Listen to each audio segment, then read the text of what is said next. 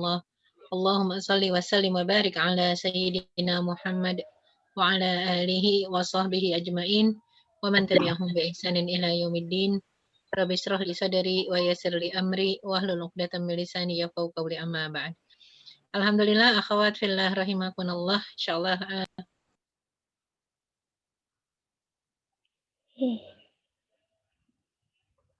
Ke-unmute. suara saya ke-unmute ya. Iya, Ke-mute. Iya, benar saja. Ya. Insyaallah hari ini kita akan membahas satu tema tentang ikhlas ya. Bab ikhlas ini bab yang sulit karena di mana-mana manusia tidak bisa mendeskripsikan ikhlas dan untuk menggambarkannya dalam wujud ya, dalam satu bentuk itu tidak ada. Makanya keikhlasan adalah sesuatu yang tidak bisa dicatat oleh malaikat dan tidak bisa diketahui oleh syaitan ya, dan orang lain pun tidak boleh menebak.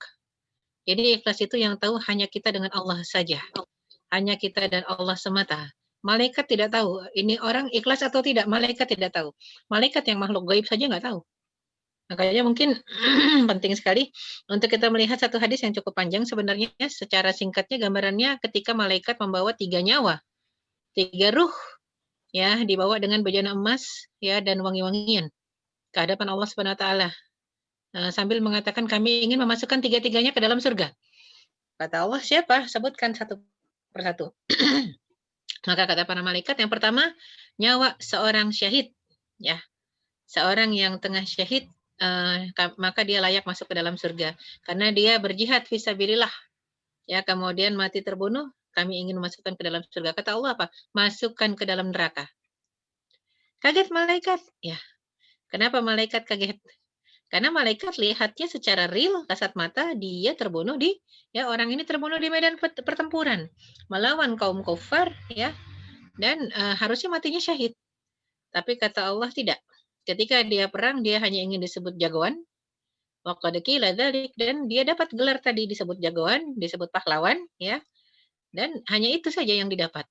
Allah tidak suka niat yang mendua. Kalau ikhlas lillahi ta'ala hanya untuk Allah saja, jangan bercampur. Maka ketika ada niat-niat tambahan antara untuk Allah plus yang lain, Allah nggak terima. Ana agna syarik, aku adalah yang paling kaya dibanding sekutu-sekutu yang lain, kata Allah. Maka aku akan mundur, aku tidak mau disetarakan, nggak level, kata Allah ya.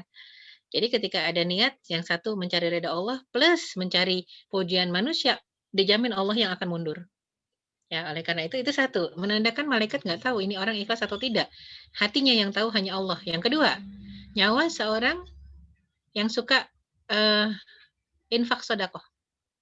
Ya, suka berderma. Orang yang infak sedekah ya, ternyata malaikat pun mengatakan ini nyawa kedua yang akan kami masukkan ke surga. Kata Allah, masukkan juga ke neraka. Kenapa? Karena ketika dia membantu orang kanan kiri memberikan pinjaman hanya ingin disebut sebagai seorang dermawan. Maka dia sudah mendapatkan sebutan itu, masukkan ke neraka. Yang ketiga, nyawa seorang ahlul Quran.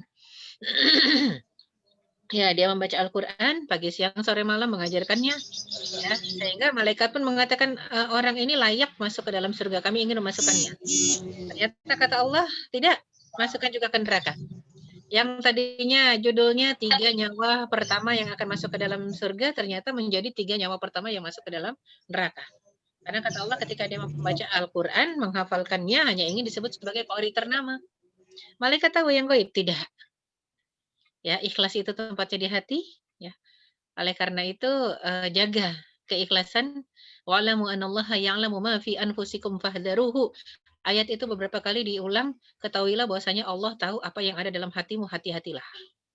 Ya, jadi kalau bicara ikhlas kita berarti bicara hubungan antara hati kita dengan Allah Subhanahu wa taala. Ya. Dan setan sendiri pun mengatakan, aku akan menggoda seluruh hambamu illa kecuali ibadaka minhumul mukhlasin. Kecuali hamba-hambamu yang ikhlas dan engkau ridho kepada mereka. Itu nggak akan bisa kugoda, kata setan ya. Jadi kita bicara, itu tadi baru prolog ya. Kita bicara tentang ikhlas. Harus mengikhlaskan semua yang kita kerjakan, yang kita jalani ya. Karena itu merupakan syarat diterimanya amal ya. Kalau Allah Subhanahu wa taala pernah mengatakan dalam surat Ad-Dzariyat ayat 56, ya, wa ma khalaqtul jinna wal insa illa liya'budun, tidaklah aku ciptakan jin dan manusia kecuali untuk menyembahku. Namanya penyembahan itu aktivitas 24 jam ya. Jadi 24 jam itu pagi, siang, sore, malam harus punya nilai ibadah atau penyembahan, ubudiyah ya. Maka jin dan manusia harus meraih nilai ubudiyah dalam segala aktivitasnya. Enggak cuma sholat saja, tapi ya bangun tidur sampai tidur lagi. Kalau perempuan mungkin ada belajarnya, ada kerjanya, ada masak, nyuci, nyapu, ngepel, nyetrika, semuanya itu harus punya nilai ibadah. Tapi apakah ibadah-ibadah tadi itu diterima oleh Allah Subhanahu wa taala? Dan ibadah mahdhah seperti salat, zakat, puasa, haji apakah pasti diterima? Belum tentu. Harus benar pertama syarat diterimanya amal. Amal ya ibadah, perbuatan apa saja harus benar secara syariat Islam. Kalau tidak benar dalam konsep syariat Islam, dalam kacamata syariat Islam salah, mohon maaf tidak diterima. Walaupun namanya salat. Walaupun namanya salat, namanya zakat, namanya puasa, namanya haji, tapi kalau ternyata tidak sama seperti yang dicantumkan dalam Al-Quran dan Sunnah, ya, dan tidak sesuai dengan yang dicontohkan oleh Rasulullah SAW, mohon maaf tertolak. Apalagi nggak ikhlas. Apa sih maksudnya ikhlas? Ikhlas itu dikerjakan semata mengharap ridha Allah saja, saja. Kita kadang mensekutukan Allah. Apa itu mensekutukan Allah? Orang musyrik adalah orang yang mengharap ridha Allah dan mengharap ridho yang selain Allah juga, gitu ya. Allah nggak terima. Makanya Allah mengatakan ana agna syarik. Aku lebih mahal, lebih tinggi posisinya dibanding sekutu-sekutu yang lain. Kalau ada hambaku mempersekutukanku, aku yang mundur. Karena kata Allah nggak level gitu ya. Silahkan engkau akan menerima apa yang kau harapkan dari yang selain aku. Kalau dari aku tidak akan. Kecuali hanya untukku, dariku, semata karenaku. Itu yang aku terima, kata Allah. Jadi Allah tidak terima sekutu. Tidak terima tandingan. Ya. Allah tidak terima di dua. Apalagi di 3, di 4, di 5, di 6, di 7, Allah nggak terima. Apalagi alihah Tuhan yang banyak, Allah nggak terima. Diduain saja nggak terima gitu ya. Itu hak Allah. Jadi syarat diterimanya amal, benar secara syariat Islam, harus ikhlas semata mengharap ridha Allah ketika mengerjakannya. Tidak butuh penilaian makhluk, hanya butuh penilaian Allah sesuai dengan amal yang dicontohkan oleh Rasulullah SAW. Karena sunnatul ittiba kita, kewajiban kita kepada Rasulullah adalah mengikut. Tinggal ngikut aja, udah enak sebenarnya ngikut, nggak perlu berkreasi ya. Kalau dalam ibadah, kalau dalam syariat tidak dibutuhkan kreativitas. Hanya ittiba, hanya mengikut ya. Sehingga surat Ali Imran ayat 31 jelas sekali ya. Qul in kuntum tuhibbunallah fattabi'uni yuhibbukumullah. Diperintahkanlah Rasul oleh Allah untuk menyampaikan kepada kita kalau kita cinta Allah maka ikuti Rasul. Ittiba saja ya. Syarat diterimanya amal ya. Kemudian kita lihat ada satu hadis lain ya. Slide berikutnya diriwayatkan dari Amirul Mukminin ya Abu Hafsin Umar bin Khattab. Beliau berkata, aku pernah mendengar Rasulullah SAW bersabda, ya, sesungguhnya amal itu tergantung pada niatnya. Ini hadis pertama di setiap kitab. Di setiap kitab hadis ya, kita akan lihat mau Riyadus Shalihin, mau kita lihat lagi hadis Arba'in ya. Itu innamal a'malu bin niat ya. Berbicara tentang segala perbuatan berdasarkan niat. Pasti ada niatnya, harus ada niatnya. Innamal a'malu binniyat ya wa innamal likulli imri'in ma nawa. Dan setiap orang akan mendapatkan pahala dan dosa tergantung dari niatnya. Nah, hadis tadi dihubungkan oleh Rasulullah dengan niat hijrah seorang sahabat yang pada akhirnya disebut sebagai Fulan si Ummul Qais ya muhajir Ummul Qais. Fulan si muhajir Ummul Qais. Fulan yang hijrahnya gara-gara si Ummul Qais. Sampai sekarang kita masih meraba-raba si Fulan ini siapa? Yang hijrah dari Mekah ke Madinah karena Ummu Qais yang mau dinikahinya ya. Makanya dikaitkan faman kanat hijratuhu ilallahi wa rasulihi fa hijratuhu ilallahi wa rasulih. Orang yang niat hijrahnya karena Allah dan Rasul, dia dapat pahala karena Allah dan Rasul. Faman kanat hijratuhu lidunya yusibuha aw imra'atin yankihuha fa hijratuhu ila ma hajara ilaih. Tapi kalau yang hijrahnya karena ya wanita yang mau dinikahinya, dunia yang mau dikejarnya, maka hijrahnya ya hanya untuk itu aja, nggak dapat yang lainnya. Walaupun kasat matanya dia pindah dari Mekah ke Madinah, rombongannya sama-sama orang yang lagi hijrah. Namanya juga pindah gitu ya, hijrah juga. Yang satu, yang lain segerombolan hijrahnya untuk Allah dan Rasul, yang ada juga orang yang hijrahnya untuk dagangannya biar laku, yang satu lagi hijrahnya agar mau nikah dengan wanita, maka Allah mengatakan yang hijrahnya selain untukku dan Rasulullah, sudah dapat yang itu aja. Nggak dapat keridhoanku, tidak dapat pahala dariku, ya. Itu jelas menandakan kalau kenapa juga di setiap buku hadis nomor satu pasti innamal a'malu binniyat.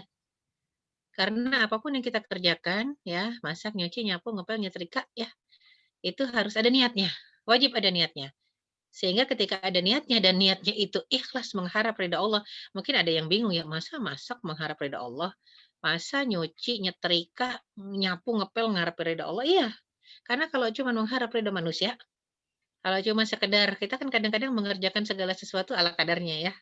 Sekedar menggugurkan kewajiban, selesai kita nggak dapat apa-apa, nggak dapat pahala. Ruba amalin kabir tusaghiruhun niyat. Boleh jadi amalannya besar, besar dalam pandangan manusia, tapi jadi kecil di sisi Allah karena masalah niatnya. Tidak ada niat atau tidak ada nilai bahkan karena niatnya salah. Waruba amalin sogir tukabbiruhun niat. Boleh jadi amalannya sepele di hadapan orang, tapi jadi besar di sisi Allah gara-gara niat juga. Jadi penting untuk kita nggak main-main untuk masalah niat. Niatkan semuanya. Dari bangun tidur, apalagi seorang muslim kan harus dari bangun tidur itu sudah, berniat. Berniat apa? Inna sholati wa nusuki wa mahyaya wa mamati lillahi rabbil alamin. Itu kan bangun tidur ya. Kita kadang-kadang hanya berpikir itu niat sholat doang ya. Lagi-lagi sholat kita baca iftitah, iftitahnya yang itu. Sesungguhnya sholatku, ibadahku, hidupku dan matiku hanya untuk Allah Rabbul Alamin. Ya, cuman karena di sholat saja akhirnya di luar sholat sudah beda lagi. Hidupku dan matiku hanya untukmu, maunya manusia. Nah, ini bahaya. Ini mempersekutukan Allah. Makanya wajar orang-orang yang niatnya mendua, mentiga, menempat, lima, enam, tujuh, ya yang niatnya bercabang, pasti hidupnya akan resah dijamin. Ya, gegana, gelisah, galau, merana, ya dijamin. Karena ada niat-niat yang selain Allah yang nyampur, ya bersamaan dengan niat untuk Allah dan ada juga ya yang niatnya memang bukan untuk Allah, pure bukan untuk Allah. Nah, ini yang paling bahaya. Mempersekutukan Allah saja dilarang, apalagi bukan untuk Allah sama sekali, apalagi tidak ada yang untuk Allahnya sama sekali, itu pasti tertolak ya. Makanya, penting buat kita pada akhirnya memahami kenapa harus ada niat. Ya, slide berikutnya. Para ulama sepakat bahwa perbuatan seorang mukmin tidak akan dianggap dan tidak akan ada nilainya, tidak akan mendapat pahala kecuali jika diiringi dengan niat yang ikhlas. Jadi ternyata nggak cukup juga niat karena Allah, tapi kurang ikhlas. Kurang ikhlas itu maksudnya kurang apa? Kurang pure. Jadi ada yang untuk Allahnya, plus diiringi untuk yang lain-lainnya. Kadang kita berpikir boleh kan? Iya jelaslah hanya untuk mencari ridha Allah, sambilan, nyambil udah gitu-gitu ya. Nyambil untuk ya barangkali juga karena kita mencari ridha Allah juga, jadi kita dapat juga yang ini hati-hati. Ketika untuk Allah saja, yang lain-lain yang ngikut itu bonus. Kalau nggak ada, memang nggak penting gitu ya. Kejarlah, makanya kenapa perintah ulama, kejarlah akhirat, dunia akan ngikut. Tapi kalau engkau mengejar dunia, mohon maaf, akhirat tidak ada bagian, ya. Man arada dunia, ya. Jadi barang siapa yang menginginkan dunia, wa minan nasi man yuridu dunya, fama lahu fil akhirati min nasib. Di antara manusia ada yang menginginkan Rabbana atina fid dunya hasanah. Doanya cuma minta kebaikan dunia saja. Fama lahu fil akhirati min nasib. Maka dia tidak punya jatah kebaikan apa-apa di akhirat. Tapi ada juga yang Rabbana atina fid dunya hasanah wa fil akhirati hasanah wa qina adzabannar, barulah dia dapat. Karena mintanya ini kepada Allah dan ternyata dia bukan minta dunia, dunia dengan segala isinya, tapi minta kebaikan dunia dalam artian apa? Kebaikan dunia ada dalam hidayah. Kebaikan dunia ada dalam keikhlasan beramal soleh. Nah, ini saja yang bisa mengkaitkan dengan apa? Dengan akhirat dan surganya dan selamat dari adabnya. Selebihnya kalau cuma dunia-dunia yang bentuknya materi, mohon maaf, bisa jadi menyeret kepada neraka. Dan kalau yang bentuknya materi hanya untuk wasilah, boleh. Ya, ya Allah berikan mobil untuk bisa apa ke masjid, untuk bisa apa ngantar orang sakit, untuk bisa itu untuk amal soleh silahkan. Ya Allah berikan uang yang banyak untuk bisa sedekah ke semua orang yang membutuhkan, silahkan. Untuk bisa ibadah ke tanah suci, silahkan. Ya, jadi tapi kalau ada orang-orang yang niatnya, berdoanya memang untuk semata-mata dunia bahtah, mohon maaf tidak akan bersambung kepada akhiratnya, dalam arti keselamatan ya sampai masuk ke dalam surga. Jadi mengapa harus ada niat? Niat juga salah satu rukun dari ibadah. Pertama tadi ya, perbuatan tanpa diiringi niat yang ikhlas tidak diterima. Kedua, niat itu rukun. Kalau rukun itu nggak ada rukun maka nggak jadi, nggak diterima ya. Yang namanya rukun itu ada di setiap jenis ibadah. Puasa rukunnya nomor satu niat. Sholat rukunnya nomor satu niat. Haji rukunnya nomor satu niat. Zakat rukunnya nomor satu niat. Gak bisa nih kita keluarin uang sekarang. Terus baru mikir habis itu. Habis keluar udah ditaruh, diberikan ke kaum fakir ya. Fukara ataupun miskin. Udah kita kasih, udah nyampe ke tangan orang kita baru mikir. Tadi teh sedekah apa zakat? Nah, ya Allah, ya udah deh yang tadi tuh zakat aja deh ya Allah gitu ya. Nggak usah sedekah itu yang zakat aja, supaya gugur kewajiban. Bisa nggak niat tempatnya di belakang? Nggak bisa, niat tempatnya di depan. Jadi memang harus ada niat ya, karena dia rukun dari seluruh amalan. Nah, setiap bangun tidur jadikan kita punya niat, "Ya Allah hari ini aku wakafkan, aku hibahkan seluruh aktivitasku untuk mencari ridhamu." Nah, itu udah niat. Ya, sehingga kalau kita ngasih uang anak jajan dapat pahala. Dapat Kenapa? pahala, Karena kenapa? kita sudah mengatakan ini niatnya untuk mencari ridha Allah seluruh kehidupan. Nyapu, nyuci, ngepel, masak untuk cari ridha Allah. Tapi berarti harus melengkapi. Melengkapi apa? Apa yang dimasak sesuai dengan apa yang diridhoi Allah. Nggak boleh barang haram, nggak boleh barang syubhat gitu ya.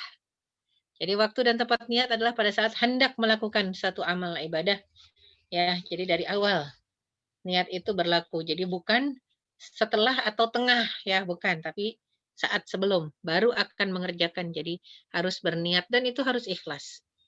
Makanya kenapa disebut tajdidun niat, memperbaharui niat itu kenapa? Karena niat di depan kadang ikhlas. Sampai tengah perjalanan mulai ragu keikhlasan karena setannya banyak. Ada yang akhirnya nggak ikhlas itu ada ya. Dulu saya ikhlas ustazah, ada yang begitu. Tapi ternyata ternyata baru ketahuan gitu ya. Ketika dulu saya ikhlas nolongin dia dan sekarang dia kayak nolongin anjing kejepit ibarat kata. Saya jadi nggak ikhlas, oh sia-sia, hati-hati setan itu pinter.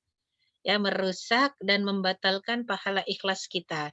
Itu memang tugas utama setan. Nggak akan berhenti dia sampai kita mati. Oleh karena itu Allah SWT mengatakan la tubtilu shadaqatikum bil manni wal adha. Jangan batalkan pahala sedekahmu yang waktu itu sudah dicatat rokib itu bisa pindah ke bukunya Atid. Kenapa? Alman wal adha, karena kita nyebut dan nyakitin. Bukannya dulu udah dibantuin, nah itu nyakitin. Dan nyebut-nyebut. Dulu kan udah saya bantu sekian, sekian, sekian. Hati-hati. Nyebut kebaikan yang pernah kita berikan, ngungkit, ya, ngungkit, kemudian juga menyakiti orang yang pernah kita bantu. Siapapun dia, walaupun benar-benar kenyataannya nolongin anjing kejepit, biarin aja itu urusan dia. Kita hanya ikhlas saja. Gak usah sebut ya. Begitu nyebut hilang tuh pahala kita. Batal. Makanya kenapa la tubtilu, jangan batalkan. Ada kalanya kita tidak sadar, kita buat kebaikan, besoknya kita batalin. Buat lagi, kita batalkan lagi. Buat lagi, kita batalkan lagi. Dan dalam ingatan kita, kita masih ingat, saya masih punya pahala dari kebaikan yang waktu itu. Padahal udah sering kita batalin. Karena kita ngungkit, kita nyebut. Ya. Kemudian apa? Dengan adza dan kita nyakitin orang yang kita bantu. Hati-hati. Tanpa kita sadari, ternyata banyak sekali yang harusnya kita nabung pahala, ya, persiapan buat ngapus dosa malah ternyata sudah tidak ada sama sekali. Jadi timbangan kita jangan-jangan minus saat ini ya. Makanya Rahman dan Rahimnya Allah masih memberikan kita kesempatan hidup. Untuk apa? Memperbanyak lagi pahala, memperbarui lagi niat. Ya, karena fungsi pahala untuk ngapus dosa. Jangan sampai yang kita ngerasanya udah ada pahala nih buat ngapus dosa, taunya nol, bahkan minus, naudzubillah. Karena banyakkan dosa dibanding pahala untuk penghapusnya, ya. Rahman dan Rahim Allah menjadikan niat baik yang direalisasikan berganjarkan minimal 10 kali lipat pahala. Ya, jadi slide berikutnya, kenapa harus ada niat? Maka Allah iringi dengan keharusan tadi, ya, ada nilainya. Kalau kita sudah mengerjakan satu niatan baik, maka kita dapat minimal 10 kali lipat pahala dari kebaikan tadi. Minimal ya. Kadang-kadang Allah lipat gandakan menjadi 700, 100, 700 atau wallahu yudha'ifu liman yasha. Allah lipat gandakan sampai tak berbilang. Ya. Dan ada orang yang berniat buruk tapi urung melaksanakannya karena sadar kalau itu dosa, dia nyesel, maka ia mendapatkan satu pahala, pahala 1 kali lipat. Karena nggak jadi mengerjakan keburukan. Karena apa? Takut sama Allah ya, bukan karena tidak ada kesempatan ya. Itu dapat 1 pahala. Begitu pula jika orang berniat buruk lalu jadi merealisasikannya, maka Allah yang Rahman dan Rahim hanya mencatat 1 dosa. Ya, ini kebaikan Allah kepada hamba-hambanya. Tapi hamba-hambanya kadang-kadang tidak menangkap maksudnya.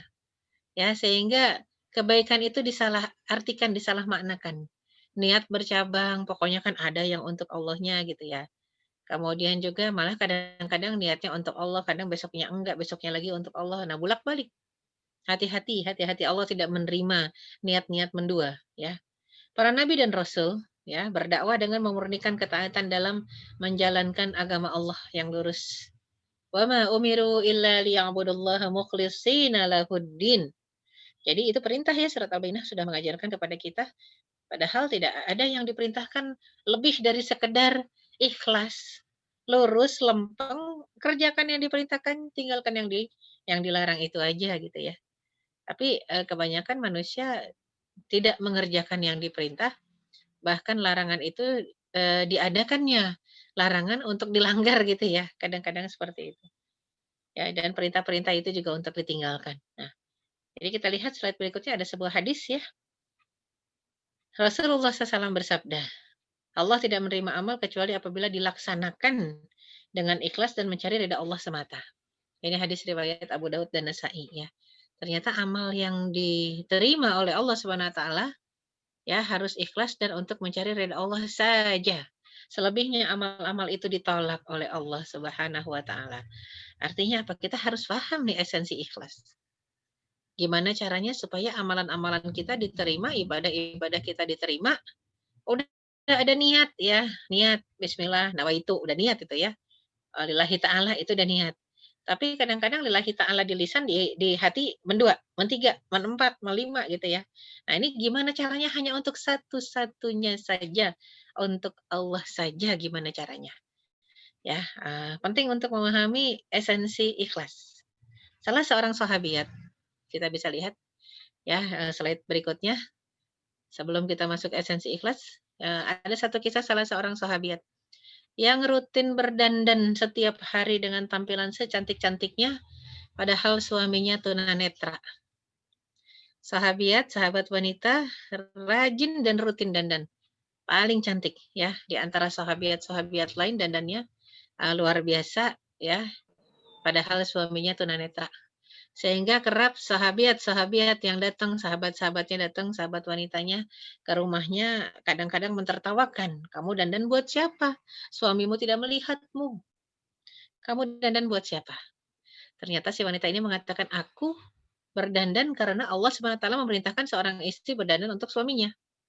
Dan sebenarnya mafhum mukhalafah berlaku. Seorang suami juga diperintahkan untuk berdandan untuk istrinya. Tapi sudahlah, itu urusan dia mau dandan apa enggak ya. Yang penting kitanya yang rapih, yang wangi, yang bersih. Kalau dia kayak tukang kebun gimana istrinya secantik ratu gitu ya. Dan sudah diingatkan tapi dia nggak mau juga, ya sudah urusan dia dengan Allah. Jangan kita juga kebawa dosa yang sama. Ya, maka ketika disebutkan oleh para sahabiat yang lain, kan suamimu tidak melihat, tapi dia mengatakan Allah Subhanahu wa taala melihat. Allah yang memerintahkanku untuk berdandan, seorang istri diperintahkan berdandan, Allah melihat. Maka aku mengerjakan ini hanya untuk mengharap ridha Allah, mendapat nilai pahala dari Allah. Semoga Allah mengampuni dosa, karena yang namanya pahala itu fungsinya untuk menghapus dosa. Jadi itu yang dikerjakannya ikhlas walaupun nggak dipuji, gimana mau muji orang nggak ngelihat, ya. Jadinya mungkin kita tidak akan mendapatkan pujian dalam satu waktu yang sama, tidak dicela juga kalau orang yang kita harapkan menilai kita ternyata buta gitu ya. Nah ini kan yang paling bahaya sebenarnya buta mata hati, bukan buta mata penglihatan. Sehingga si sahabiat ini dengan ikhlas berdandan, walaupun nggak pernah dipuji. Coba bayangkan yang suami-suaminya melihat ya, istrinya sudah dandan, tiba-tiba suaminya mengatakan, tumben Bu, cantik banget, tumben, ya. Berarti kan biasanya nggak cantik ya. Tumben Bu dandan cantik banget. Nah, ada juga yang bukannya senang malah tersinggung. Berarti biasanya jelek. Nah, kan aneh ya, padahal benar-benar dipuji. Maksudnya suaminya, "Kok tumben dandan? Biasanya kan dandannya keluar doang untuk dilihat orang lain," gitu ya. Ada juga mungkin malah dicandain oleh suaminya, tumben Bu kayak ondel-ondel ya atau kayak dakocan. Ada yang marah besoknya mutung nggak dandan lagi ya. Jadi penting buat kita kerjakan segala sesuatu untuk Allah, maka apapun yang didapat hasilnya dari manusia mau celaan mau pujian nggak ngefek, nggak ngaruh. Ya, ini memahami esensi ikhlas. Sering kita sebutkan nih dalam surat Al-An'am ayat 162 ya, 162 itu menyebutkan bahwasanya manusia memang harusnya membaca ini, inna salati wa nusuki wa mahyaya wa mamati lillahi rabbil alamin, dan yang iftitahnya pakai ini udah sering baca pasti kan? Yang doa iftitahnya ada inna salati wa nusuki wa mahyaya. Tapi kan ada juga yang Allahumma ba'id baini wa baina khotoyaya.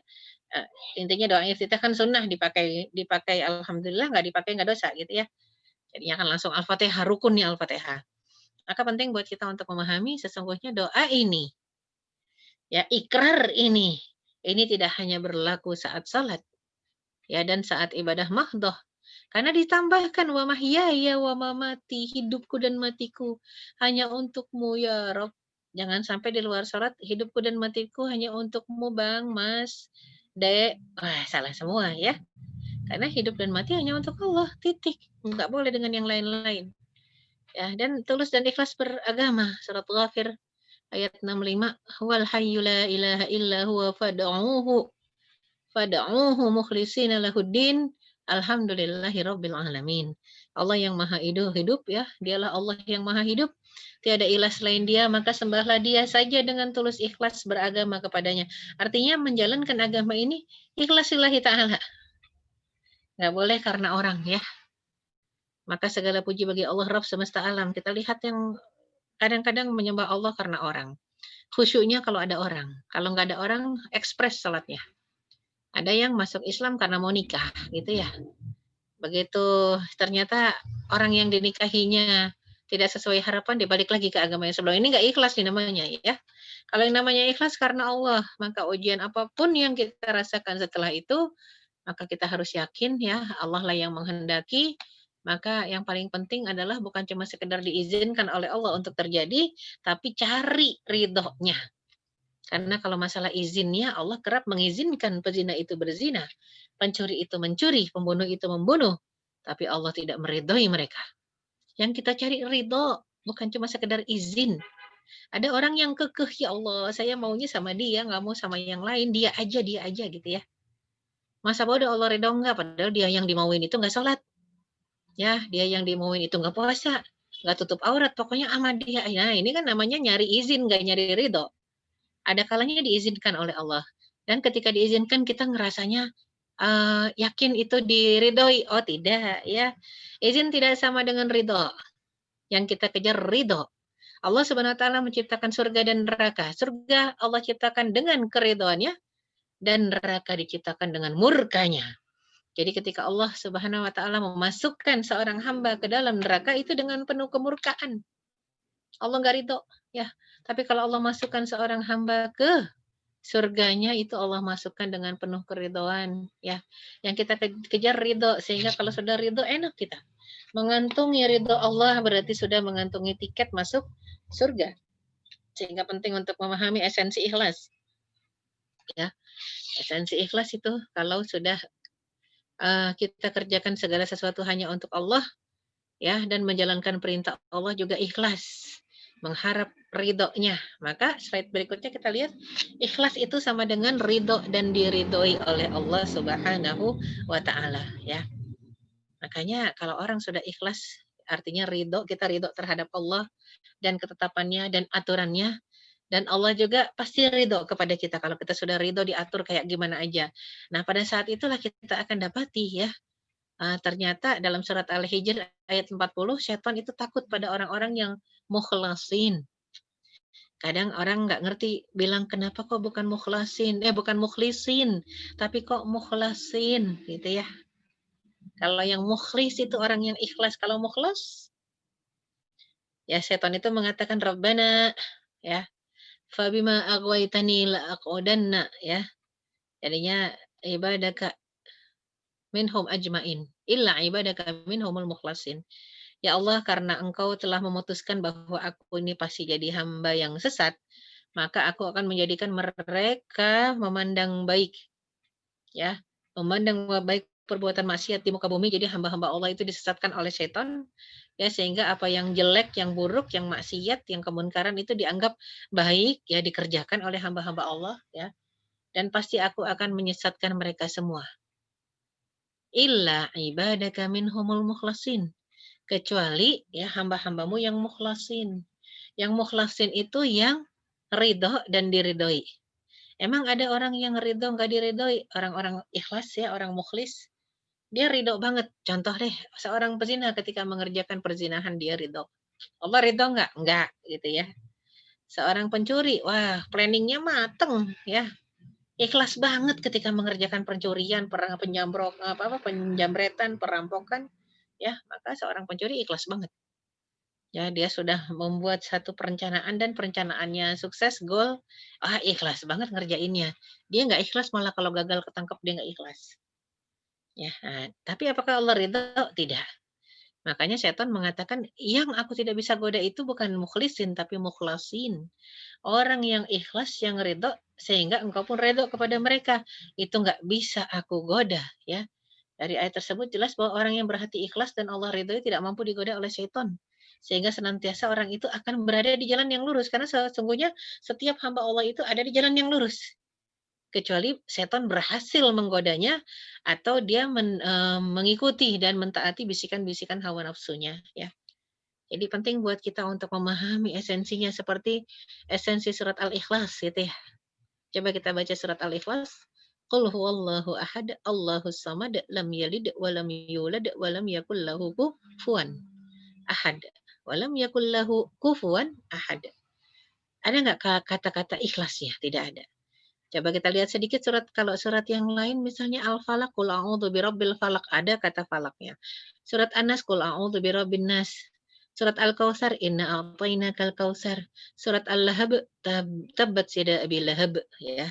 Tabbat yada abi lahab wa tab. Surat apa lagi? Al-Humazah, ya, misalnya. Atau At-Takatsur, wailul likulli humazatil lumazah, alhaqumut takatsur, ya. Wadduha, surat atau semuanya ada kata yang sesuai dengan nama surat. Tapi surat Al-Ikhlas tidak ada. Maka penting untuk berhati ikhlas seperti surat Al-Ikhlas. Tidak pernah menyebut-nyebut keikhlasannya. Tidak tersebut di dalamnya tentang keikhlasan. Betapa banyak orang yang ketika dikoreksi, ya, marah sambil mengatakan, demi Allah saya ikhlas ya. Ikhlas itu sesuatu yang tidak perlu disebutkan, keikhlasan itu tidak perlu disebutkan, tidak perlu dinampakkan di hadapan manusia, tidak perlu dijaharkan kepada manusia. Allah tahu kalau kita ikhlas dan cukup. Hanya Allah yang tahu, nggak peduli manusia tahu atau tidak. Itu namanya ikhlas. Ya, jadi kalau orang-orang yang masih berat, aduh ustazah saya kok berat ya. Emang sih sebenarnya gampang solusinya cuman ikhlas. Tapi kok ikhlas itu berat ya? Ada yang tadi juga nanya sebelumnya ada materi ya, bicara juga sedikit tentang masalah keikhlasan. Banyak yang saya bisa sih memaafkan ustazah, tapi kadang keinget itu namanya belum ya.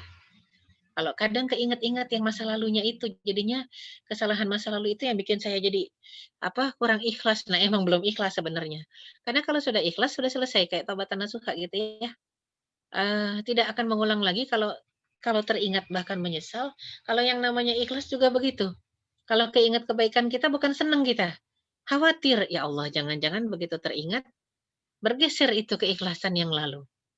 Sehingga setan sukses menggagalkan, membatalkan. Kan perintahnya la tubtilu, jangan batalkan. Yang sudah dicatat di kitabnya Raqib, ini bisa pindah nih ke kitab Atid. Begitu juga sebaliknya. Kalau sebaliknya sih alhamdulillah ya, yang dicatat di Atid pindah ke Raqib. Itu namanya diputihkan oleh Allah Subhanahu wa taala karena kita taubatan nasuha. Tapi yang gawat kalau yang dicatat Raqib pindah ke buku Atid, innalillahi wa inna ilaihi raji'un, musibah buat kita. Hati-hati, keikhlasan itu harus dijaga sampai kapan? Sampai kita mati. Karena setan itu nawar sama Allah sebenarnya. Ya, sebenarnya mintanya lebih dari kita mati. Ya, jadinya ila yaumi yub'atsun. Qala rabbi anzirni ila yaumi yub'atsun. Ya Allah, tundalah aku sampai hari kebangkitan. Aku masih ingin menggoda hambamu. Kata Allah, tidak. Fa innaka minal munzarin ila yaumil waqtil ma'lum. Nggak cuman sampai dia mati selesai, kamu nggak bisa godain dia lagi. Ya, jadi memang sampai mati aja lah. Jadi sakaratul maut itu innalillahi, saat terakhir ya, yang paling sulit, paling berat seseorang itu digoda oleh syaitan ya. Na'udzubillah, makanya kita minta sabat ya fi sakaratil maut ya. Allah teguhkan, Allah kokohkan dalam kondisi sakaratul maut. Setan itu luar biasa godaannya. Makanya latihan ikhlas dari sekarang. Harusnya sih dari kemarin-marin gitu ya. Sehingga saking surat Al-Ikhlas ini unik, menggambarkan keikhlasan ya. Maka orang-orang yang mencintai surat Al-Ikhlas, mencintai kandungannya, bukan mencintai sedikitnya ya. Kalau kita kan sering baca Al-Ikhlas karena pendeknya gitu ya. Harusnya karena kandungannya tentang tauhidullah ya, mengesahkan Allah, tentang menggambarkan Allah itu tempat bergantung satu-satunya. Allah itu beda dengan makhluk, dia tidak diperanakan, tidak beranak ya, nggak butuh teman. Lam yakun lahu kufuwan ahad. Ketika kita merasakan kecintaan Allah dalam surat ini dan kita suka baca ini terus-terusan berulang-ulang karena isinya bukan karena pendeknya, insya Allah Allah akan mencintai kita juga. Makanya banyak orang mengatakan belajar ikhlaslah dari surat Al-Ikhlas yang tak pernah menyebutkan satu kata ikhlas pun ya. Nggak ada satu kata pun tentang ikhlas di dalamnya ya. Itu surat Al-Ikhlas ya. Belajar ikhlas dari surat Al-Ikhlas yang tak pernah menyebutkan kata-kata ikhlasnya. Nah, oleh karena itu kita lihat slide berikutnya. Dalam riwayat Tirmidzi ada seorang laki-laki ya yang berkata kepada Rasulullah SAW bahwa dirinya menyukai surat Al-Ikhlas. Maka Rasul pun bersabda, "Inna hubbaka iyyaha yudkhilukal jannah." Sesungguhnya kecintaanmu kepada surat ini dapat memasukkanmu ke dalam surga. Sahabat tuh senang kalau udah baca qul huwallahu ahad, Allah satu-satunya, Allahus samad, Allah tempat bergantung. Itu sedih-sedih sudah hilang ya. Dengan yakin Allah tempat bergantung. Mungkin ada orang yang, aduh ustazah saya lemah banget, saya udah nggak kuat. Wajar nggak kuat karena bergantungnya nggak kepada Allah. Kalau kita bergantung dan bersandarnya kepada Allah, insya Allah kita dikuatkan oleh Allah. Karena Allah Al-Qawi, Maha Kuat. Sayang kita bergantung sama manusia, makanya jadi rasanya, aduh, serba salah, resah ya. Ada yang, ya masih ada yang konseling yang seperti itu. Resah, gelisah, udah nggak kuat ustazah kayaknya. Kenapa semua ninggalin? Padahal yang ninggalin itu bukan orang yang baik, harusnya seneng ya. Orang-orang yang tidak baik meninggalkan dia, ya sudah saja. Tapi kadang kita semua lucu, jadi serba resah ya. Ditinggalkan oleh orang jahat, resah.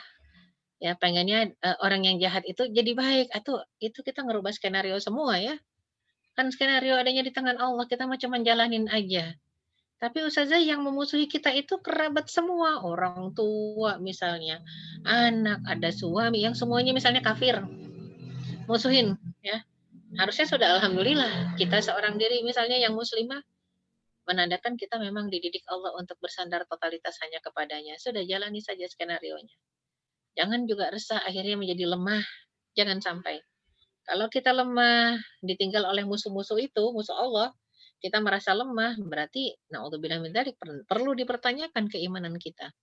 Kalau sampai kita berharap orang-orang yang tidak suka kepada Allah itu ya pada akhirnya jadi berbaik-baik dengan kita, hati-hati kita ada di posisi mana ya.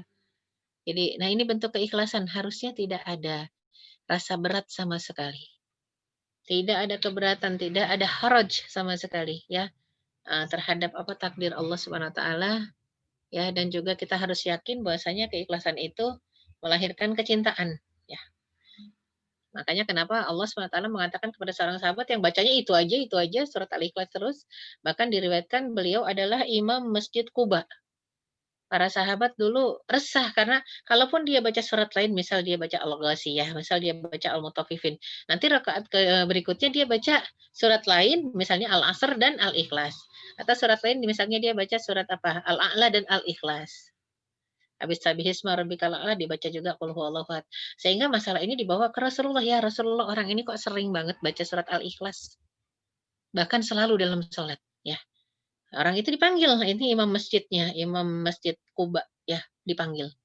"Kenapa kamu begitu?" Akhirnya orang tadi mengatakan, "Saya cinta dengan surat ini. Kalau mereka mau saya menjadi imam mereka, maka mereka harus mau, harus ada Al-Ikhlas selalu setiap salat. Tapi kalau mereka tidak mau, ya, saya baca surat itu silahkan cari imam yang lain." Makanya kenapa Rasul sampai bersabda, "Inna hubbaka iyyaha yudkhilukal jannah." Kecintaanmu kepada surat Al-Ikhlas ini memasukkanmu ke dalam surga, luar biasa ya. Jadinya kenapa? Jadi bukan cuma cinta karena pendeknya ya, kita mah sering baca karena pendeknya, bukan karena isinya. Apa buktinya? Selepas baca masih mewek, selepas baca nangis lagi, resah lagi, gelisah lagi, padahal sudah ada kata-kata Allahus Samad. Allah tempat bergantung, masih aja berharap sama manusia, kecewa pasti. Kalau yang berharap pada Allah tidak pernah kecewa. Ya, yang bergantung kepada Allah tidak pernah kecewa, ya. Jadi ini kita lihat ya dengan ikhlasnya seseorang kepada takdir Allah ya, dengan kecintaan seseorang kepada suratul Ikhlas memasukkan orang tadi ke surga Allah Subhanahu wa taala. Maka kita lihat slide sebelum terakhir, ridho dan diridhoi itu ternyata kunci masuk surga ya. Jadi kenapa kunci masuk surga? Dalam surat Al-Fajr ya ayat 27 sampai 30 disebutkan ya ayyatuhan nafsul mutmainnah irji'i ila rabbiki radiyatan mardiyah. Fadkhuli fi ibadi wadkhuli jannati. Wahai yang jiwa-jiwanya tenang, ayyatuhan nafsul mutmainnah. Seseorang yang ikhlas itu jiwanya tenang ya, indikasinya. Indikasi ikhlas itu tenang. Jadi kalau kalau orangnya ikhlas pasti mutmainnah. Nggak ada orang ikhlas itu gerasak-gerusuk gitu ya. Makanya kalau kita lihat dalam surat Al-Ma'arij ya, innal insana khuliqa halu'a, idza massahu syarru jazu'a, wa idza massahul khairu manu'a. Manusia yang diciptakan berkeluh kesah itu yang kalau dapat masalah panik, kalau dikasih nikmat pelit, ya itu kan ada illa, kecuali musallin alladzina hum an salatihim daimun, ya. Orang yang jaga salat, ya. Orang yang infak sedekah, orang yang dan memberikan bantuannya kepada orang yang minta-minta dan nggak minta-minta.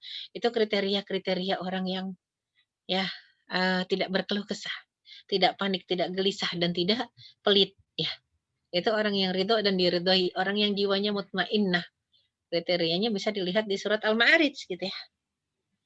Jadi memang, surat itu sendiri menggambarkan kepada kita betapa Allah Subhanahu wa taala sudah berbaik-baik dengan kita hambanya.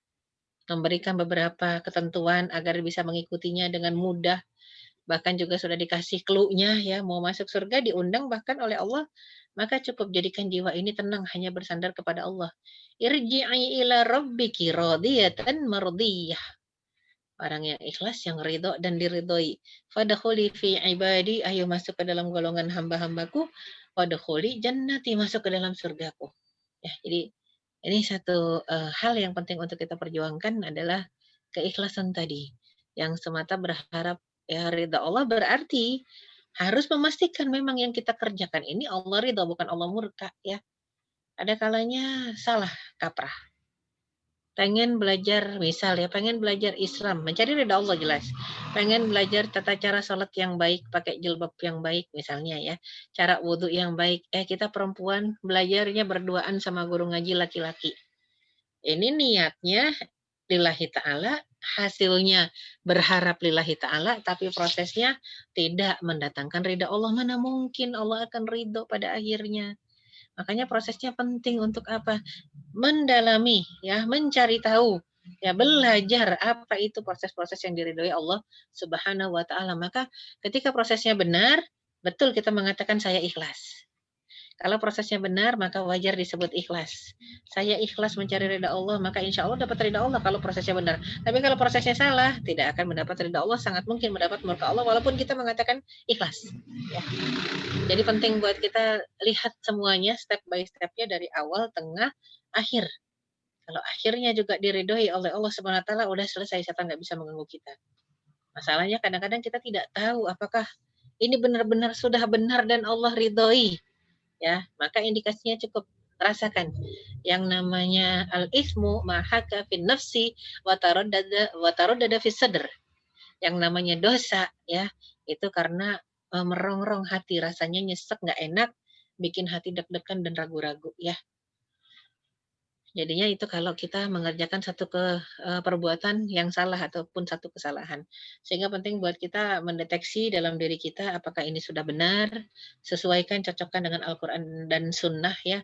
Oh kalau sudah benar insya Allah husnuzanlah kepada Allah, maka kita ada di rel yang benar dan Allah akan memberikan balasannya adalah keridhaan dan surganya. Wallahu a'lam bishawab. Semoga Allah SWT memberikan kita kemampuan untuk terus istiqomah dan memberikan kita kemampuan untuk belajar ikhlas ya. Dan semoga Allah SWT memasukkan kita ke dalam golongan hamba-hambanya yang diundang masuk ke dalam surganya radiyatan mardiyah. Dan untuk orang yang radiyatan mardiyah, syaitan pun tidak akan pernah bisa menggodanya sama sekali. Wallahu a'lam bishawab. Aku qouli hadza wa astaghfirullah li wa lakum. Wassalamualaikum warahmatullahi wabarakatuh. Waalaikumsalam warahmatullahi wabarakatuh. Masya Allah.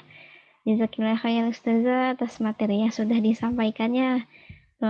Untuk materinya Masya Allah sekali ya teman-teman ya. Kait soal ikhlas. Udah ada 2 pertanyaan yang masuk Ustazah. Izinkan saya bacakan terlebih dahulu. Yang pertama, sebentar. Yang pertama nih dari Uhwega. Yang ditanyakan beliau, boleh nggak sih kalau kita bersedekah dengan alasan biar cepat nikah atau biar cepat dapat punya anak? Apa itu masuk dalam kategori tidak ikhlas Ustazah? Seperti itu. Ya bagus ya pertanyaannya. Kalau pamrih yang dilarang itu pamrihnya kepada manusia. Untuk Allah, untuk manusia. Untuk Allah, untuk manusia. Atau kita bantu orang nih ya. Ikhlas lillahi ta'ala mengharap ridha Allah. Tapi sambil berharap semoga kalau kita bantu dia sekarang, suatu saat kita susah, dia bantuin kita. Itu juga nggak ikhlas ya. Tapi boleh kita misalnya saya ikhlas nih ya Allah, saya infak sodakoh. Semoga dengan infak sodakoh ini, suatu saat saya susah, maka engkau ya Allah yang akan membantu saya. Terserah mau lewat mana aja, mau lewat orang itu atau orang lain. Nggak ngaruh, nggak ngefek. Itu ikhlas namanya. Jadi kalau pamrih sama Allah, jangan sama manusia. Atau misalnya saya infak sodakoh ya Allah ikhlas, ataupun saya puasa saya ikhlas lillahi ta'ala, tapi kita nodong Allah nih minta, semoga dengan ibadah saya ini, dengan infak saya, dengan puasa saya, Allah berikan calon suami ya, suami yang soleh, Allah berikan anak yang soleh dan soleha, Allah lancarkan usaha dagang kita, semoga Allah berikan ya kita lepas dari lilitan hutang, itu boleh. Nodong Allah boleh. Dengan amal soleh kita ya. Itu kan memang ada kisah 3 orang yang terjebak di dalam goa ya. Itu kan pada akhirnya terlepas dari goa karena nodong Allah itu. Tiga-tiganya berdoa ya. Ya Allah, habis karena sudah didorong-dorong batu yang nutupin pintu goa itu tidak geser juga. Batu gunungnya itu nggak kegeser juga, mereka terjebak dalam goa. Sampai akhirnya berdoa kan. Yang pertama mengatakan ya Allah. Jadi sengaja tuh, ayo kita doa masing-masing sendiri-sendiri biar khusyuk ya. Kamu duluan, udah. Yang pertama ternyata mengatakan, ya Allah dulu saya sempat mau zina dengan sepupu saya. Karena sepupu saya mau minta bantuan, dipinjamin uang, saya kasih penawaran. Kalau mau, saya pinjamkan uang asal mau dizinahi. Kata laki-laki ini ya. Akhirnya sepupunya perempuan itu karena terdesak sekali datang. Sepakat ya untuk dizinahi. Tapi begitu mau disentuh, dia langsung mengatakan, ittaqillah la takhudul khatim illa bihaqqiha. Takutlah kepada Allah. Takwalah kepada Allah. Terus si perempuan tadi mengatakan sepupunya tadi, la tafuddul khatim illa bihaqqiha. Jangan pakai cincin kecuali hak berhak gitu ya. Itu kiasan. Jangan sentuh kecuali memang kamu berhak. Akhirnya laki-laki ini gemetar ketakutan kepada Allah sambil mengatakan, "Sudah pergi sana, ambil uangnya pergi.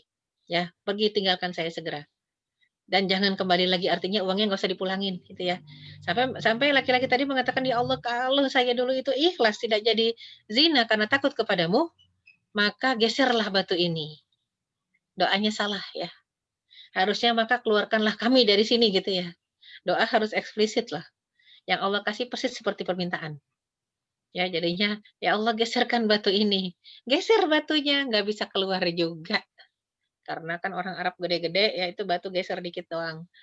Akhirnya doalah orang yang kedua, ya Allah dulu saya punya ibu dan bapak yang sudah tua, ya yang lanjut usia. Selalu saya bawakan sepulang kerja itu susu kambing, ya. Saya berikan ada satu riwayat susu onta yang menceritakan, saya berikan kepada keduanya. Suatu malam saya kemalaman. Jadi susu tadi saya ketok-ketok pintu rumahnya itu nggak dibuka-buka ya, orang tuanya sudah tidur ternyata. Sampai saya bawa susu tadi ke rumah saya, pulang. Dan ketika itu anak dan istri saya meminta susu tadi dan saya mengatakan, "Jangan minum dulu sampai ya, ibarat kata nenek dan kakek minum. Seandainya itu ikhlas lillahi ta'ala ya birrul walidain, maka geserkanlah batu ini." Batu bergeser lagi, tapi tetap nggak bisa keluar. Sampai orang ketiga berdoa, "Ya Allah, dulu saya punya pekerja, pegawai, ketika dia bekerja bertahun-tahun dia tidak pernah mau menerima upahnya, alias minta ditabungin. Suatu saat orang tadi pergi, nggak balik-balik, dan sekalinya kembali berapa tahun kemudian baru kembali." Ya, ada yang mengatakan puluhan tahun kemudian baru kembali mengatakan, "Wahai Tuhan, mohon maaf dulu pergi dadakan ya. Ada hal penting saya tidak bisa cerita, maka sekarang saya kembali, tolong minta upah yang dulu." Bingunglah orang ini.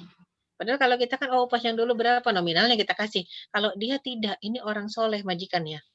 Ya, jadi dulu itu ternyata menghasilkan, uangnya itu dibelikan oleh dia sepasang kambing, sepasang onta, sepasang sapi, yang sudah bertahun-tahun akhirnya berkembang biak jadi banyak puluhan.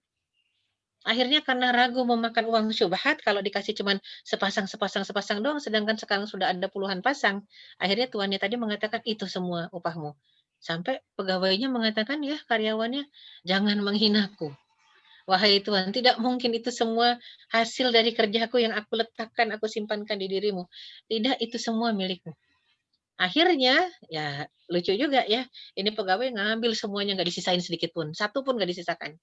Nah, maka kata tuannya tadi sambil berdoa, "Ya Allah, kalau itu ikhlas lillahi ta'ala, aku berikan semua upahnya tanpa aku tahan sedikit pun, maka keluarkan kami dari goa ini." Nah, ini doanya tepat.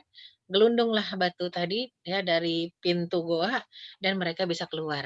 Dari sini ulama salafus saleh mengatakan kita boleh berdoa kepada Allah dengan wasilah perantaraan amal-amal yang pernah kita kerjakan dan itu yang ikhlas. Yang bisa dijadikan alat todong yang ikhlas. Tapi kalau sekali udah jadikan alat todong, jangan besok mau doa itu lagi yang dipakai, udah nggak ada, udah habis gitu ya. Jadi untuk satu permintaan, satu jenis, keikhlasan. Jadi harus sering-sering ngerjain amal yang ikhlas, ini kan enggak, yang ikhlasnya cuma 2 kali, itu aja dipakai buat nodong. Allah kok nggak ngabulin doa saya, padahal emang udah habis ya, caranya untuk membayar doanya itu yang sudah tidak ada. Jadi penting untuk kita melatih keikhlasan yang sering ya, wallahu a'lam bishawab. Masya Ini Allah. juga ikhlas pamrih untuk pada Allah ya, pamrih pada Allah diperbolehkan, yang tidak boleh pamrih itu sama manusia. Wallahu a'lam bishawab. Nah, terima kasih Ustazah untuk jawabannya. Semoga menjawab ya, Uhwega. Mungkin kita boleh buka sesi tanya jawab secara Ya, langsung, Ustazah. Ada yang ingin langsung bertanya, silakan kepada silakan. Syahriani ya. Boleh di unmute untuk suaranya. Ya, jazakillah khairan katsiran moderator. Ibu, saya Syahriani Fitri Syagian dari Bekasi. Izin bertanya, Bu Ustazah, gimana ya Bu untuk cara ikhlas kita nih? Semisal kita ditimpa suatu masalah gitu ya Bu ya. Misalkan ada yang menyakiti hati kita gitu ya Bu ya. Padahal sering dilakukan sesuatu kita. Namun kita nggak mungkin seterusnya tidak memaafkan dia. Nah, 3 hari itu kan batasnya ya Bu ya untuk bisa marah dengan seseorang itu. Kita udah ingatkan, kita udah nasihati, bukan lebih tepatnya kita mengingatkan satu sama lain ya Bu ya. Tetapi lisan kita mengatakan, "Iya, aku ikhlas memaafkan," gitu. Dan hati juga berusaha untuk mengikhlaskan, memaafkan mereka gitu ya Bu ya. Tapi di sini kalau kita mengingat lagi gitu ya Bu ya, kita bisa aja terus-terusan mengingat apa yang telah diberikan kepada mereka, kepada kita ya Bu. Itu masihkah kita terbilang kita itu sudah ikhlas atau memang seperti apa ya Bu ya? Kita sebenarnya udah berusaha untuk ikhlas tapi terus terfikirkan gitu Bu. Jadi istilahnya aku bisa memaafkan tapi aku tidak bisa melupakan, seperti itu. Bagaimana pendapat Bu Ustazah? Terima kasih. Iya, sama-sama. Itu kalau secara syariat namanya belum ikhlas ya. Kalau bisa memaafkan tapi tidak bisa melupakan. Karena standar ikhlas itu memaafkan dan melupakan. Dan oleh karena itu orang-orang bertakwa itu, Masya Allah janjinya ya. Wasari'u ila magfirati min rabbikum wa jannatin arduha samawati wal ardu uiddat lil muttaqin. Bersegeralah menuju ampunan Rabbmu dan Surga yang luasnya seluas langit dan bumi yang disediakan untuk orang bertakwa. Siapa orang bertakwa? Alladzina yunfikuna fis sarra'i wad dharra'i wal kaziminal ghaiza wal 'afina 'anil nas. Luar biasa, yang bertakwa itu adalah orang yang infak dalam kondisi lapang dan sempit, orang yang memaafkan kesalahan orang, ya. Jadi yang pertama nih kaziminal ghaiza itu menahan kemarahan yang dia sanggup melampiaskannya. Dia tidak melampiaskan bukan karena takut sama orang yang mau dia marahin, bukan, tapi takut sama Allah. Kalau dikit-dikit marah, Allah akan dikit-dikit murka kepada kita. Itu yang dia takuti.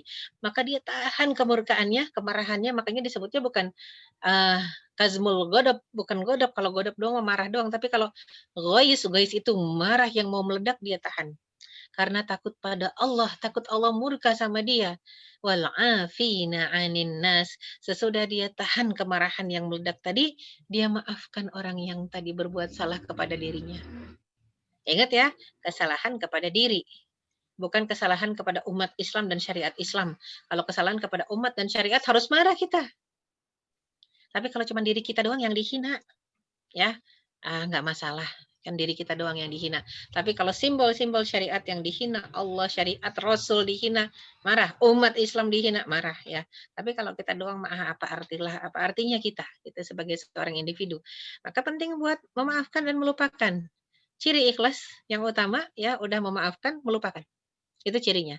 Artinya tidak ikhlas kalau disebut saya maafin tapi saya tidak bisa melupakan, itu namanya belum ikhlas ya. Allahu a'lam bishawab. Insyaallah, jazakillah khair Ustazah. Sudah cukup Bu Syariani? Mungkin Ya, cukup. Terima kasih Bu Ustazah, moderator. sama-sama. Untuk selanjutnya ada lagi pertanyaan yang masuk Ustazah, ini dari seorang ibu rumah tangga ya. Dan saya untuk bacain dari Rahayu. Saat ini saya menjadi tulang punggung keluarga karena kebetulan suami terkena PHK. Bagaimana agar saya selalu ikhlas menggunakan penghasilan saya untuk menafkahi keluarga? Karena pada saat capek bekerja, kemudian suami bikin kesal sedikit saja, rasanya nggak ikhlas banget kalau saya yang harus bekerja sedang suami hanya berdiam di rumah. Bagaimana Ustazah?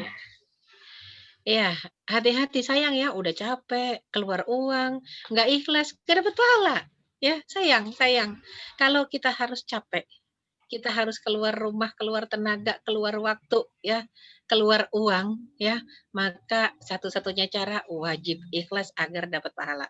Kalau tidak, saya bilang sia-sia yang kita kerjakan kalau nggak ikhlas. Capek juga ya, keluar juga tenaga kita, waktu kita habis juga ya, kemudian uang kita hilang juga gitu ya. Kemudian nggak dapat pahala, rugi serugi-ruginya. Satu-satunya cara harus ikhlas, itu satu ya.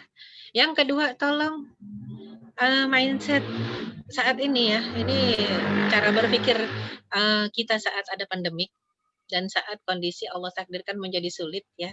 Kadang kebanyakan orang mengatakan yang namanya kerja harus di kantor, kalau sudah PHK jadi hilang kerjaan dan jadi nganggur ya, atau bahkan udah mengatakan pensiun. Mohon maaf, di dalam Islam konsep pensiun itu kalau mati. Kalau mati baru pensiun, kalau hidup nggak ada pensiun, itu satu. Yang kedua, kerja tidak harus di kantor ya. Yang namanya gerak kerja tidak harus di kantor. Yang namanya bergerak, bekerja dari rumah juga bisa. Alangkah baiknya kalau didiskusikan dengan suami, duduk di depan ustadz yang paham agama, harusnya bagaimana ya. Suami selama ini kerja di mana, punya keahlian apa, kembangkan ya. Sekarang Masya Allah, yang saya lihat ya banyak sekali kreativitas yang tumbuh di tengah masyarakat karena kasus pandemi COVID-19, hikmahnya banyak. Nggak harus ngantor, kita bisa makan ikan. Ya, kenapa? Karena budidaya ikan dalam ember gitu ya, damber. Nah, itu juga dalam satu waktu yang sama bisa makan sayur karena ternyata di atas ember ikannya ada kangkung, ada bayam gitu ya. Itu asal kita teliti dan kita sungguh-sungguh membutuhkan keseriusan memang untuk memelihara hewan yang satu ini ya. Tapi ikan ternyata kalau ikan lele mah gampang meliharanya. Dan itu satu hal lain ya, artinya suami-suami yang qadarullahnya di PHK dari kantor, coba cari keahlian yang bisa menghasilkan uang kah? Bisa dijual kalau mau menghasilkan uang. Kalau nggak laku misalnya lelenya nggak laku, kangkungnya nggak laku, bisa dimakan sendiri oleh anak dan istri. Ya, dalam artian apa? Ini kreativitas luar biasa. Ibu-ibu juga terpancing kalau akhirnya, aduh suami sudah di PHK, saya jadi harus kerja di luar. Kenapa nggak kerja dari rumah saja? Karena ibu-ibu itu Masya Allah sebenarnya kerja dari rumah pun bisa ya. Di satu sisi suami juga bekerja dari rumah, istri juga bekerja dari rumah, satu saat yang sama bisa mengawasi anak-anak gitu ya. Dia tidak harus keluar meninggalkan pos, intinya yaitu markasnya di rumah. Ya maka dalam satu waktu yang sama Allah akan bukakan pintu rezeki dan ingat yang namanya rezeki tidak hanya uang ya. Boleh jadi, aduh nggak dapat uang hari ini, tahu-tahu dapat makanan, kan sama rezeki juga. Nggak dapat uang, tapi dapat makanan misalnya dari mertua, dari tetangga, syukuri dulu ya. Jadi kadang-kadang, masalah datang karena kita kurang bersyukur terhadap nikmat yang ada. Sehingga isinya, aduh kurang kurang kurang, ketika kita mengatakan itu kurang, Allah akan menguranginya. Tapi kalau kita mensyukurinya, apa yang kita dapat ya kita syukuri, alhamdulillah itu Allah akan menambahnya, lain ya, syakartum laazidannakum wa lain kafartum inna adzabi lasyadid. Jadi nggak ada cara lain selain ikhlas, dan kalau khawatir kita nggak ikhlas, hentikan saja sudah. Hentikan dalam artian nggak usah kerja di luar rumah ya, biar suami saja yang kerja. Kalau kita nggak ikhlas, jadi sayang nanti pahalanya nggak ada ya. Allahu a'lam bishawab. Insyaallah. Mudah-mudahan terjawab ya, Rahayu. Masih ada beberapa lagi Ustazah. Mungkin kalau yang agak-agak mirip, saya jadikan satu untuk bacanya ya Ustazah. Iya, Ini iya. ada terkait soal mana tadi? Zakat mal. Assalamualaikum Ustazah, izin Waalaikumsalam. bertanya. Terkait soal zakat mal, apakah dana tabungan untuk alokasi biaya pendidikan anak itu dimasukkan ke dalam bagian dari harta untuk zakat mal? Iya, Bagaimana Ustazah? tabungan apapun juga ya. Tabungan apa saja ketika tabungan tadi sudah nyampe nisab, nisabnya itu berapa nominal, nominalnya 85 gram emas ya. Nisabnya itu standarnya 85 gram emas, sekarang kalau dinominalkan mungkin sampai ke 85 juta. Kalau dulu mungkin 85 gram emas sekitar 50 juta, sekarang harga emas naik, maka jadi 85 juta. Kalau tabungannya ya setara dengan 85 juta ke atas, maka kena 2,5%. Mungkin ada yang mengatakan, itu kan tabungan hari tua, itu kan tabungan, pokoknya tabungan deh, apapun judulnya. Ya, tabungan apapun judulnya, aset apapun bentuknya, ya ketika kita tidak pakai, jadi asetnya itu, kalau disewakan, oke, uang sewanya yang kena 2,5%. Tapi kalau asetnya tidak bergerak, diem aja, punya ladang 1.000 hektar, nggak diapa-apain, hati-hati, bayar tuh zakat tiap tahun ya. Nah, itu kan jadi repot, mendingan diapa-apain, maksudnya dikelola. Ketika dikelola menghasilkan uang, uang hasilnya tadi yang kena 2,5%.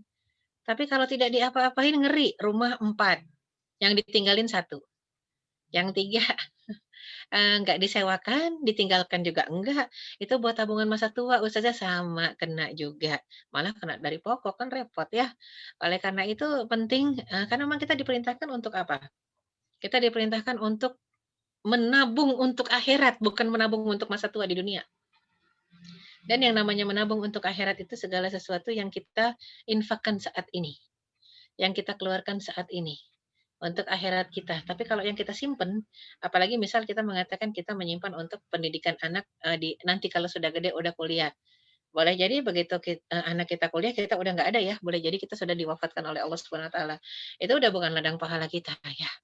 Karena begitu sudah wafat uang tadi sudah berpindah menjadi hak hak ahli waris, bukan uang kita lagi.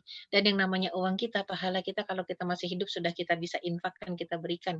Ya, dan mendidik anak itu luar biasa ya, mengajarkan ketergantungannya kepada Allah Subhanahu wa taala. Dan kalau misalnya kita sudah meninggalkan warisan, oke, itu memang jadi warisan semua itu. Semua mobil, rumah, ya, tabungan itu akan jadi warisan itu bukan uang kita itu uang warisan. Oleh karena itu segala sesuatu yang namanya akan dimiliki oleh generasi berikutnya dan belum dikasih sekarang ke mereka, itu tetap kena ya, tetap kena apa? Zakat. Kalau ditabung judulnya ya. Dan ditabung itu kan tidak dipakai saat ini. Kecuali kayak misalnya emas. Emas yang dipakai nggak kena. Emas perhiasan ya, perhiasan yang dipakai nggak kena zakat, tapi perhiasan yang ditabung. Apalagi logam. Ya, batangan itu kena ya. Sama nisabnya sama seperti uang tabungan yaitu 85 gram ya emas dan 2,5%-nya kena dari situ. Wallahu a'lam bishawab. Insyaallah kalau terkait soal zakat pembahasannya cukup panjang dan cukup detail ya Ustazah ya. Mungkin nanti lain waktu kita bisa Insyaallah. baca kajian untuk tentang zakat secara lebih detail dan lebih rinci juga. Karena kan apa yang kita punya nanti kelak juga akan menjadi hisab untuk kita ya Ustazah ya. Oke, selanjutnya insyaallah pertanyaannya masih ada beberapa yang agak mirip pertanyaannya Ustazah.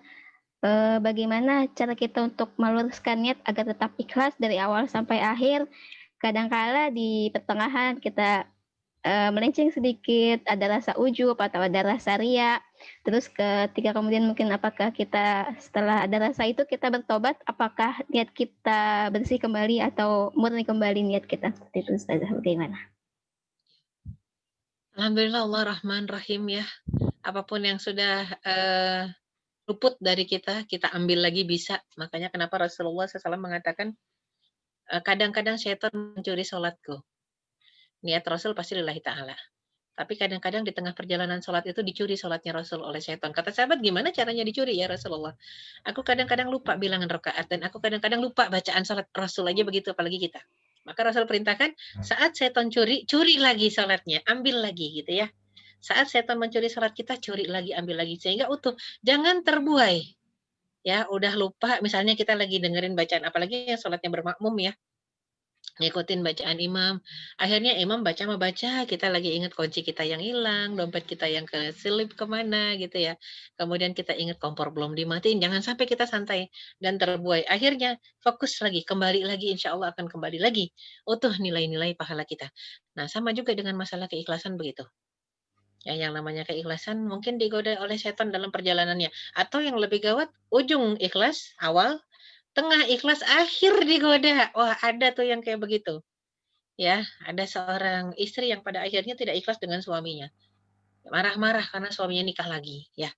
Padahal nikah laginya juga dengan seorang mualaf ya, nggak masalah. Tapi marah-marah istri itu mengatakan, "Ustazah saya jadi nggak ikhlas sama suami saya. Padahal dulu dia waktu kuliah saya yang biayain Ustazah. Dia dulu waktu mudanya nggak punya apa-apa." Waduh ngungkit tuh saya sampai bilang, "Bu, stop Bu, stop stop stop," gitu ya. "Ibu sayang, kalau diungkit semua hilang pahala Ibu." Dia bilang apa? "Biarin aja hilang, sekarang saya lagi kesel." Ya Allah betapa pintarnya syaitan. Sia-sia yang sudah dia berikan dulu hilang, ya. Dan itulah luar biasanya. Setan itu pintar sekali karena memang dia hidupnya lebih lama dari kita ya.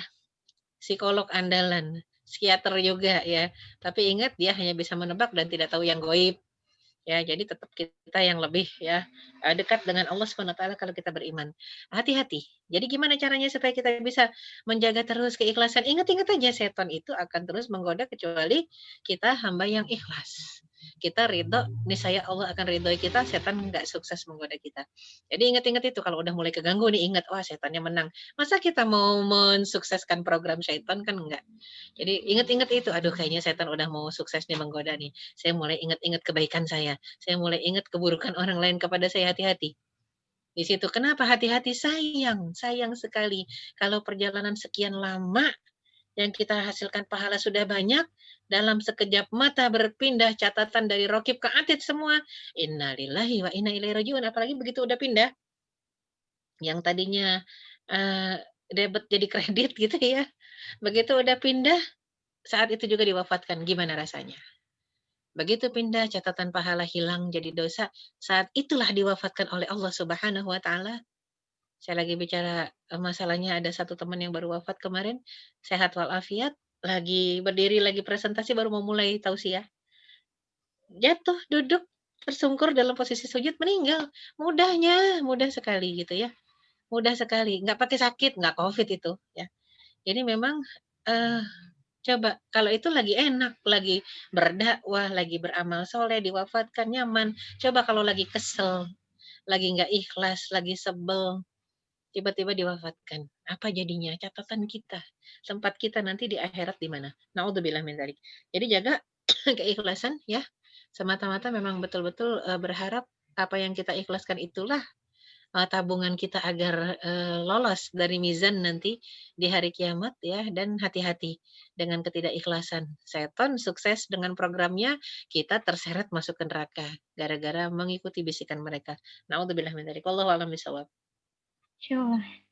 Jazakillah khair Ustazah, mungkin ini 2 pertanyaan terakhir ya teman-teman yang satu dari salah satu peserta, yang satu saya sendiri boleh izin bertanya Ustazah. Mangga. Yang pertama dulu, Assalamualaikum warahmatullahi wabarakatuh. Izin bertanya Ustazah, jika ada orang tua melakukan satu hal yang menyakiti hati, misalnya tidak bertanggung jawab atas diri kita, anaknya, bagaimana kita sebagai anak dalam menyikapi hal tersebut? Ya. Banyak kasus ya saat ini, entah anak yang durhaka atau orang tua yang durhaka. Kalau dalam Islam ada istilah orang tua durhaka ya. Dalam artian kalau anak yang durhaka sebagai orang tua maafkanlah.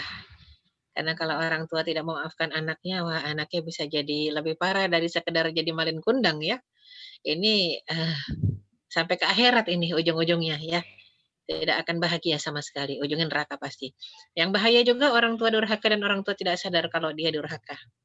Ya, dia tidak memberikan anaknya haknya sesuai dengan hak asuhnya. Ya, dia tidak adil dalam memperlakukan anak-anaknya. Ini orang tua durhaka nih ya, tidak mengajarkan nilai-nilai yang Islam, yang syar'i. Maka orang tua durhaka ini juga sama terseret nanti ke neraka. Anak gimana? Maafkanlah, doakanlah, sayangilah.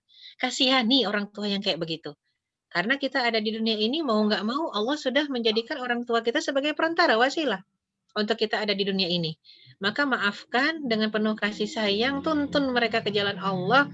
Apalagi kalau yang namanya lebih tua, secara logika akan lebih cepat duluan nyampenya ke hadapan Allah Subhanahu wa taala, kembalinya maksudnya. Walaupun secara realita nggak selalu ya. Ada kemarinnya teman saya juga ngurusin ibu yang sudah stroke lama, ternyata yang meninggal ya dia duluan ya. Yang nggak ketahuan meninggal, itulah dia. Artinya ajal nggak ada yang tahu. Ya jangan sampai kita dalam kondisi nggak tahu ajal kapan datang ya, tidak bisa mengkontrol diri kita ya, keikhlasan kita. Ikhlaslah jadi anak dari seorang tua yang Allah takdirkan belum dapat hidayah, dari orang tua mungkin yang durhaka, yang tidak memenuhi hak-hak anaknya, harus belajar ikhlas kita. Kenapa? Karena keikhlasan kita kunci surga kita. Jadi jangan sampai kita mengatakan, enak banget kalau diikhlasin dia jadi nggak dosa dong. Siapa bilang kalau bicara dosa, nggak dosa itu kaitannya dengan orang yang mengerjakan dan dengan Allah, bukan dengan orang lain, ya. Kalau kita memaafkan pahalanya untuk kita, apalagi kita doakan boleh jadi orang tua kita menjadi baik, menjadi sadar akan kesalahannya, kita bisa masuk surga bareng-bareng kan lebih enak, lebih nikmat. Artinya jangan sampai ada seseorang yang pada akhirnya membenci orang tuanya padahal dia ada di dunia ini lewat perantaraan orang tuanya. Allah Subhanahu wa taala jelas sekali mengatakan wa in jahadaka ala an tusyrika bima laisa laka bihi ilmun fala tuti'huma. Kalau kedua orang tua kalian memaksa kalian untuk mempersekutukan aku, jangan taati. Wa sahibuhuma fid dunya ma'rufa. Tapi bergaulah dengan keduanya di dunia ini dengan cara yang ma'ruf. Ma'ruf itu santun. Jadi ibarat kata geleng sambil senyum. Susah kan? Di mana-mana orang geleng itu cemberut. Kalau ngangguk itu baru senyum, tapi kalau sama orang tua yang kayak begitu, terpaksa geleng sambil senyum. Karena harus ma'ruf dalam berinteraksi, walaupun salah yang diajarkan. Walaupun dia kasar, ya santun aja ya. Toh dengan santunnya kita itu kunci surganya kita, bukan kunci surganya orang tua ya. Itu udah jelas kalau orang tuanya begitu sampai mati, mana naudzubillah min dzalik, bisa jadi ujungnya neraka di mereka. Tapi yang penting kan kitanya yang selamat ya. Ketika kita selamat, kita bisa menarik mereka insya Allah kalau Allah izinkan nanti. Tapi kalau dua-duanya nggak selamat gimana? Nggak ada yang menolong sama sekali. Makanya penting untuk melayakkan diri ya, melayakkan diri agar Allah undang ke dalam surganya. Doakan orang tua agar dapat hidayah Allah, ajak secara santun, pelan-pelan, kalau nggak mau jangan dipaksa. Yang penting kitanya yang ada terus dalam koridor syar'i, jangan keluar dari sana. Wallahu a'lam bishawab. Baik, mungkin pertanyaan terakhir Ustazah dari saya. Izin Ustazah,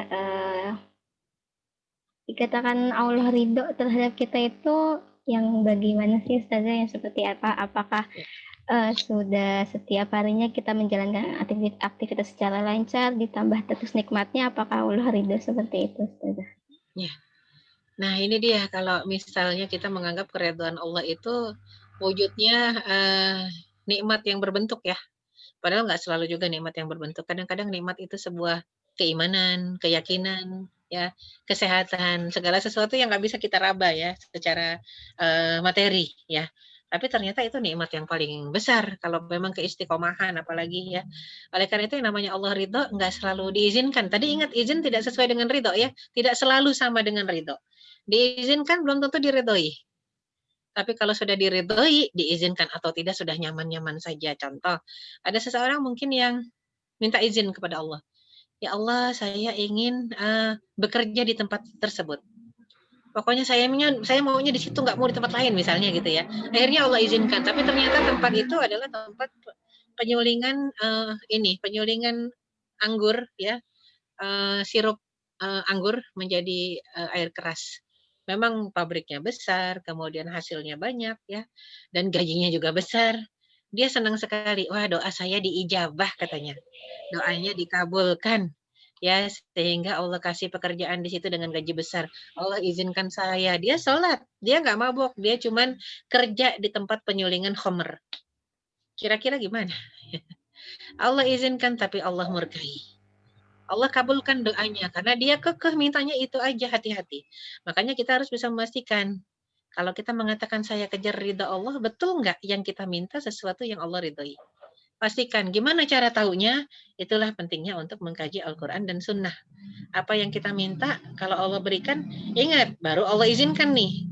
Apakah diridhoi? Cari, cocokin sama Al-Quran dan Sunnah dan Sirah. Ketika, oh ternyata sama, Alhamdulillah. Insya Allah itu ridhonya juga, bukan cuma izinnya. Itu yang kita kejar. Cari kesamaan. Dalam Al-Quran, Sunnah, Sirah, ya. Semuanya kita cari dengan pendapat ulama, oh ternyata sama semua nih, nggak ada yang nyeleweng, nggak ada yang menyimpang. Oh berarti tenang, insya Allah ini bukan cuma sekedar izin, tapi ini juga ridho dari Allah Subhanahu wa Ta'ala. Hati kita akan tenang menjalaninya. Ya, wallahu a'lam bishawab. Insyaallah. Terima kasih Ustazah untuk sesi tanya jawabnya. Mungkin terakhir kalau kita ada closing statement dan kita doa bersama ya Ustazah. Kita silahkan. Alhamdulillah, semoga Allah SWT memberikan kita hati yang penuh keridhaan, hati yang ikhlas, hati yang istiqomah semata-mata hanya mengharapkan penilaian dari Allah Subhanahu wa taala dan tidak mempedulikan penilaian makhluk apapun itu juga.